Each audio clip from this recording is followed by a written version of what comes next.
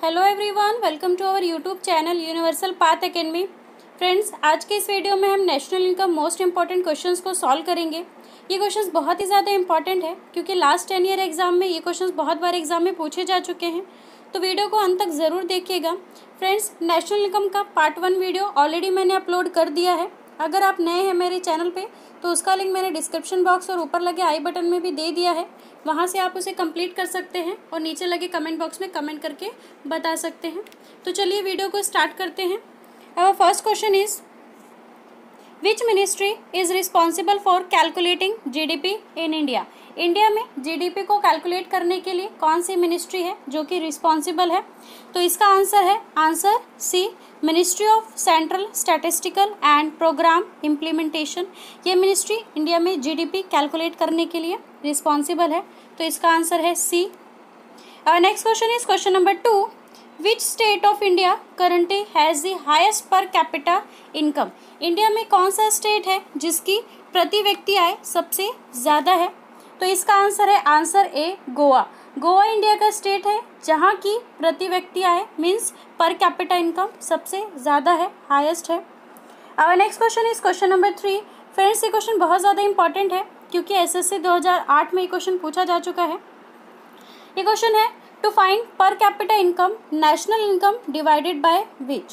Friends, ये question का answer मैंने लास्ट लेक्चर में इसको डिटेल में एक्सप्लेन किया है, तो अगर आपने मेरा फर्स्ट वीडियो देखा होगा तो आप ये क्वेश्चंस को इजीली अटेम्प्ट कर सकते हो। तो ये क्वेश्चन है कि पर कैपिटा इनकम निकालने के लिए नेशनल इनकम को किससे डिवाइड किया जाता है? तो इसका आंसर है answer A, total population. National income divided by total population. National income को टोटल पॉपुलेशन से डिवाइड करेंगे तो यहाँ से हम पर कैपिटा इनकम मीन्स प्रति व्यक्ति आय निकाल सकते हैं।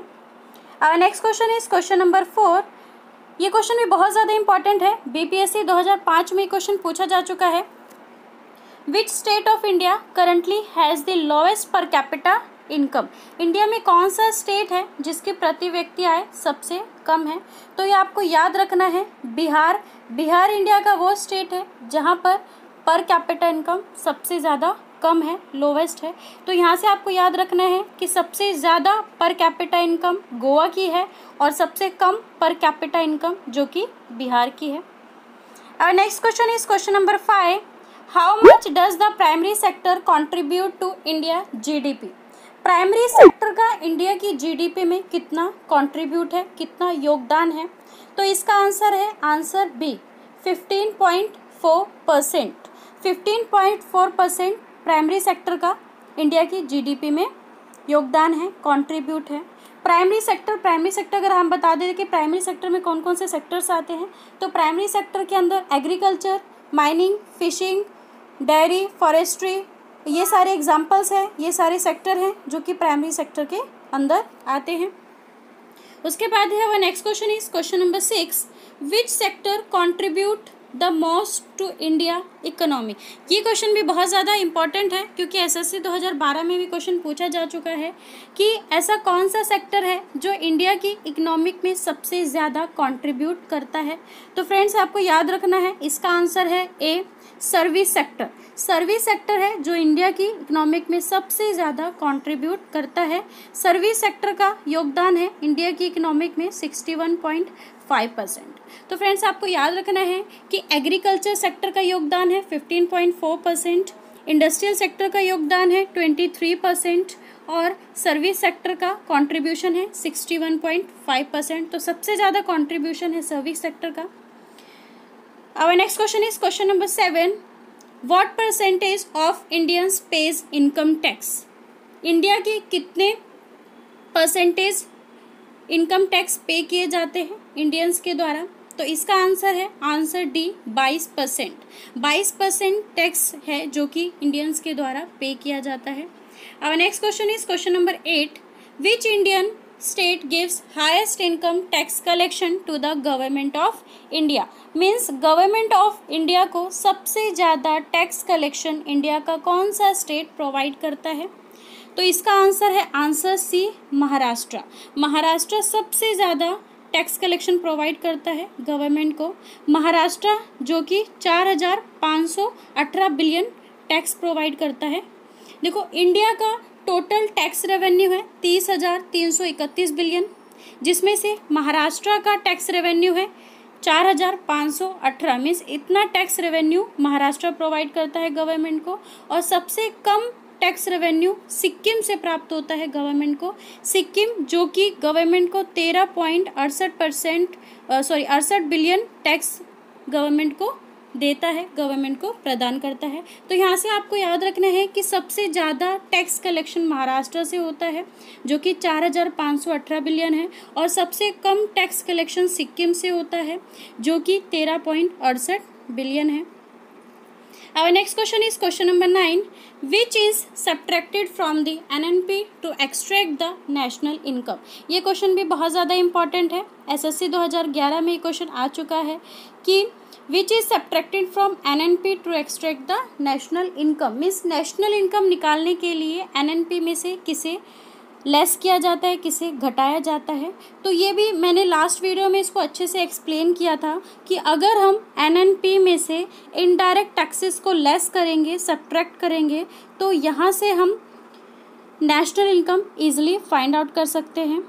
तो इसे याद रखिएगा कि NNP में से इनडायरेक्ट टैक्सेस लेस करने पर नेशनल इनकम फाइंड आउट किया जा सकता है।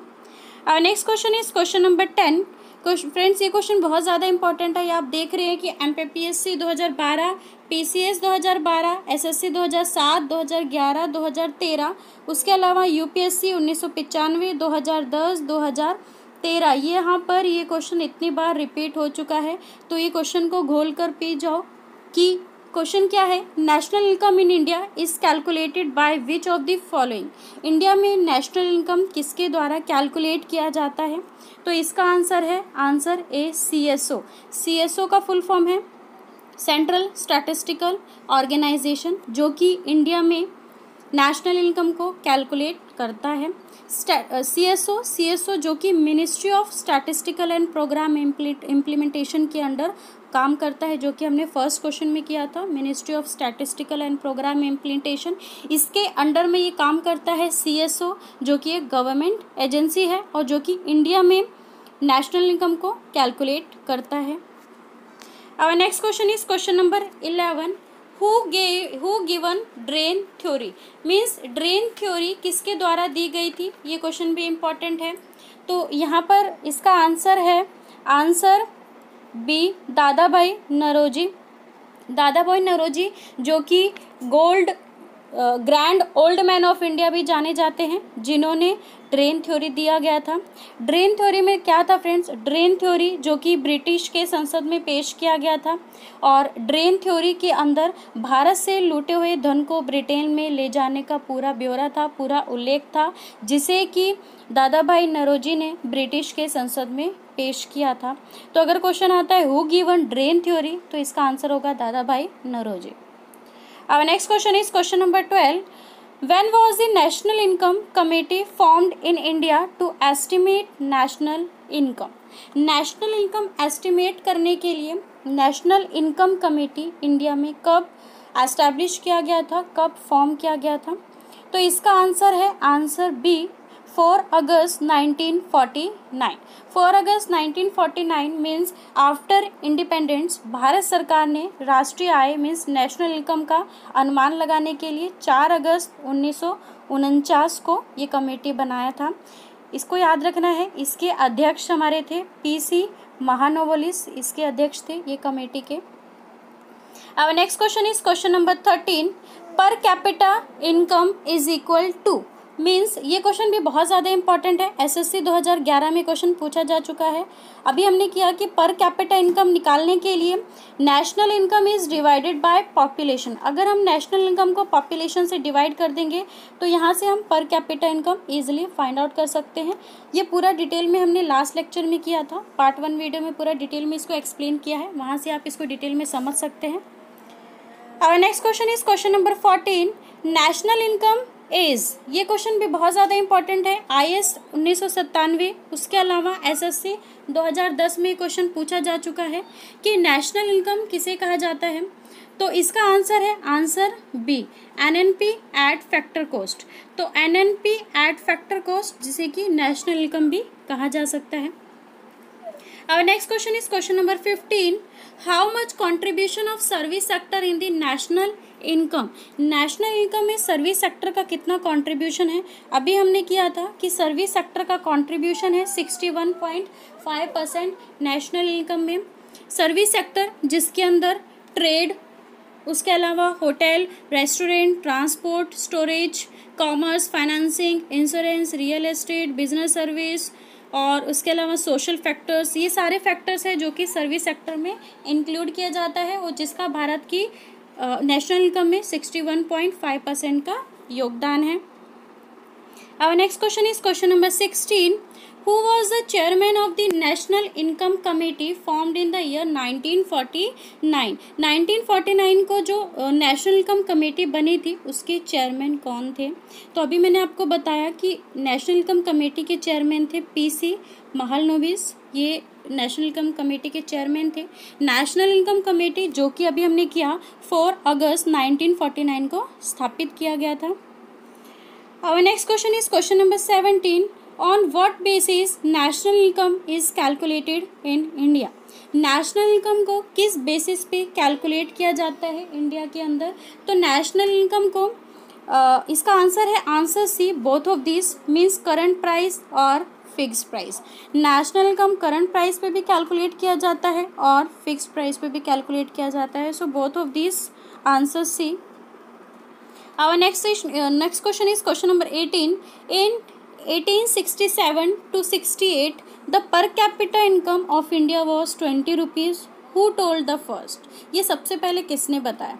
तो ये क्वेश्चन भी बहुत ज़्यादा इंपॉर्टेंट है। IAS 2000 में क्वेश्चन पूछा जा चुका है कि 1867 से लेके 68 में पर कैपिटा इनकम 20 रुपीज़ थी। ये सबसे पहले किसने बताया? तो इसका आंसर है आंसर ए, दादा भाई नौरोजी, जिन्होंने सबसे पहले बताया था कि द पर capita income of India was 20 rupees. यह कैलकुलेशन दादा भाई नौरोजी ने खुद किया था, अपने आप ही किया था 1867 से 68 में, क्योंकि उस टाइम वो सेटिस्फाई नहीं थे ब्रिटिश रूल से। जो उन्होंने ब्रिटिश ने जो एस्टिमेट किया था नेशनल इनकम, उससे वो सेटिस्फाई नहीं थे, तो पर कैपिटा इनकम उन्होंने खुद से एस्टिमेट किया था 1867 से लेकर 68 के बीच में। इसे याद रखिएगा। Our next question is question number 19. The most appropriate measure of a country economic growth is? तो इकोनॉमिक ग्रोथ मेज़र करने का सबसे ज़्यादा अच्छा मेथड कौन सा है इंडिया के अंदर? ये क्वेश्चन भी UPPSC 2013 में पूछा जा चुका है, तो ये भी काफ़ी इम्पॉर्टेंट है। तो इसका आंसर है आंसर डी, GDP। GDP एक ऐसा मेज़र है जो कि इकोनॉमिक ग्रोथ कैलकुलेट करने का सबसे अच्छा साधन है इंडिया के अंदर। उसके बाद है question number 20. Which of the following is subtracted from GNP to get NNP? NNP निकालने के लिए GNP में से किसको लेस किया जाता है, किसको सब्ट्रैक्ट किया जाता है? तो ये क्वेश्चन भी बहुत ज़्यादा इंपॉर्टेंट है। SSC 2011 में क्वेश्चन पूछा जा चुका है, तो ये भी मैंने लास्ट मेरी वीडियो में अच्छे से एक्सप्लेन किया था डिटेल में कि NNP निकालने के लिए GNP में से अगर हम डेप्रिसिएशन को लेस करेंगे तो वहाँ से हम NNP ईजिली निकाल सकते हैं। डेप्रिसिएशन का मीनिंग होता है मूल्यह्रास, इसको हिंदी में कहा जाता है मूल्यह्रास, जिसका मीनिंग होता है loss of the value of the assets. जब एसेट्स की वैल्यू में कमी होती है, उसका लॉस होता है बिकॉज ऑफ यूसेज, तो डेप्रिसिएशन लगाया जाता है। और अगर हम डेप्रिसिएशन को NNP में से लेस कर देंगे तो यहाँ से हम GNP ईजिली फाइंड आउट कर सकते हैं। Our next question is question number 21. From which of the following India received the largest share of GDP? कौन सा ऐसा सेक्टर है जिससे इंडिया को सबसे ज़्यादा शेयर ऑफ GDP प्राप्त होता है? तो ये क्वेश्चन भी काफ़ी इंपॉर्टेंट है। SSC 2012 में क्वेश्चन पूछा जा चुका है, तो इसका आंसर है answer C, service sector. Service sector अभी हमने किया कि सबसे ज़्यादा इसका नेशनल इनकम में योगदान है और सबसे ज़्यादा GDP का शेयर भी सर्विस सेक्टर से प्राप्त होता है। अभी हमने किया था 61.5% शेयर जो है ये GDP में इसका प्राप्त होता है सर्विस सेक्टर का। Our next question is question number 22. Depreciation arises because of, depreciation क्यों अराइज किया जाता है, उसका रीज़न क्या है? तो उसका आंसर है answer B, physical wear and tear, physical wear and tear जिसकी वजह से डेप्रिसिएशन लगाया जाता है। इसका मतलब होता है decrease the value of assets because of usage, usage की वजह से वैल्यू ऑफ एसेट्स डिक्रीज होती है, कम होती है, जिसे कि डेप्रिसिएशन लगाया जाता है, जिसे कि कहा जाता है physical wear and tear. Our next question is question number 23. Which method is used to calculate national income in India? India में नेशनल इनकम कैलकुलेट करने के लिए कौन सा मेथड यूज़ किया जाता है? तो इसका आंसर है answer C, both of this means product method और इनकम मेथड, ये दोनों मेथड ही नेशनल इनकम कैलकुलेट करने के लिए यूज़ किया जाता है। Our next question is question number 24. Difference between factor cost and market price. Factor cost और मार्केट प्राइस में क्या डिफरेंस है, ये भी हमने फर्स्ट पार्ट 1 वीडियो में इसको अच्छे से मैंने एक्सप्लेन किया है। अगर आपने वो वीडियो देखा रहेगा तो आप इसमें इजीली अटेम्प्ट लगा सकते हो। तो इसका आंसर है net indirect tax, answer B. देखो फैक्टर कॉस्ट क्या होता है? Factor cost is the total amount which the manufacturer invest in the production of goods and services. Factor cost वो अमाउंट होता है जिसे कि manufacturer production of goods and services में खर्च करता है, लेकिन इसके अंदर टैक्स इंक्लूड नहीं किया जाता। और उसके अलावा मार्केट प्राइस ये फाइनल कॉस्ट होता है जिस प्राइस पर मैन्युफैक्चरर इसको गुड्स एंड सर्विसेज को मार्केट में सेल करता है। तो मार्केट में सेल करने के लिए वो इसमें टैक्स को भी इंक्लूड करेगा, मतलब जितना भी कॉस्ट आएगा, कॉस्ट प्लस टैक्स को इंक्लूड करके उसका प्राइस निकाला जाएगा और वो प्राइस को से मार्केट पर उसको सेल किया जाएगा। तो दोनों के बीच में सिर्फ टैक्स का ही डिफरेंस होता है। फैक्टर कॉस्ट में टैक्स इंक्लूड नहीं किया जाता और मार्केट प्राइस में टैक्स इंक्लूड किया जाता है। तो इसका आंसर है answer B, net indirect tax. उसके अलावा और last question is question number 25। Financial year in India begins from. ये भी बहुत ही बेसिक क्वेश्चन है कि फाइनेंशियल ईयर इंडिया में कब से स्टार्ट होता है। तो इसका आंसर है आंसर बी, 1 अप्रैल टू 31 मार्च। 1 अप्रैल को फाइनेंशियल ईयर स्टार्ट होता है और 31 मार्च को इंडिया में क्लोज होता है, ये जो कि टोटल 1 साल का होता है, 1 ईयर का होता है। तो फ्रेंड्स ये थे नेशनल इनकम के इम्पॉर्टेंट क्वेश्चंस। आई होप आपने फर्स्ट लेक्चर देखा होगा और आपसे सभी क्वेश्चंस अटेम्प्ट हो गए होंगे ईजिली। फ्रेंड्स इस टाइप के क्वेश्चंस आपको आने वाले एग्जाम में देखने मिलेंगे। तो आई होप ये वीडियो आपको अच्छा लगा होगा। अगर आपको वीडियो अच्छा लगा है तो जल्दी से इस वीडियो को लाइक कर दीजिए और अपने फ्रेंड के साथ शेयर करिए और साथ ही चैनल को सब्सक्राइब करना मत भूलिए ताकि ऐसे ही नई वीडियोस की जानकारी आपको मिल सके। तो मिलते हैं नेक्स्ट वीडियो में। Thank you so much.